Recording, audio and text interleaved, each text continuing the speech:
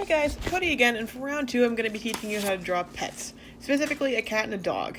Now, like everything I draw, I like to break everything down into its most basic shapes. So I'm filling in a circle for the head and a little sideways eggplant shape for the torso.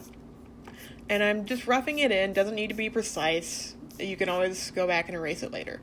I'm also putting in some lines for the ground. You don't need to do that, that's just so I can have everything precise. I also put in 2 circles for the hind legs parallel to each other, and in between the center of those I put like a little line for the spine that'll help me with the tail later.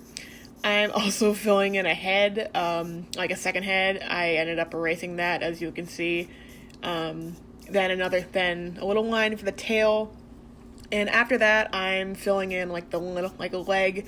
It sort of tapers in and then evens out as you go along. And it's just it's a simple shape. You don't need to put too much thought into it, but it can look wonky if you don't. After that, you just put in little circles under the hind legs and then fill in the shape. I'm gonna give this guy like a little scruffy tail, just with a little spike or two at the end. Dogs' chests tend to protrude out a little bit, so I'm filling that in. And it's at this point that I realized that the top of the head was a bit too high. So I'm erasing that. Don't be afraid to erase. Just kind of go where you need to with it, you know? So with that cleared up, I'm going to give him like little pointy ears. I don't know what species this is supposed to be. I guess just cartoon. But after that, I'm kind of like drawing in like a long nose after the head, giving him little cartoon eyes and the smile and eyebrows, because dogs have eyebrows, right? Kind of. And a little triangle at the end of the nose. I also kind of erased like little extraneous lines that I didn't need.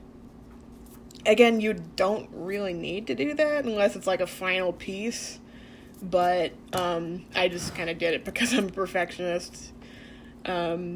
And you also are obviously going to want to fill in lines where you didn't need it. I also like to put in a little line like around the chest area, because to indicate that where dogs like coat get lighter. And there you go, a dog.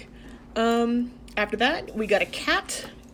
And that's going to be pretty much the same process. That's just going to be a circle. I think I'm going to give this guy like a fatter eggplant, just because I think this is going to be a long hair cat, so that's going to be a bit bulkier. And you don't need to do any of these steps in any particular order. I ended up kind of outlining the face a little bit with some like jowl hair in the ears, kind of so I can get a better angle that I want this guy to be at. After that, just the hind legs, same way as the dog, and the tail, pretty much the same angle as the dog too.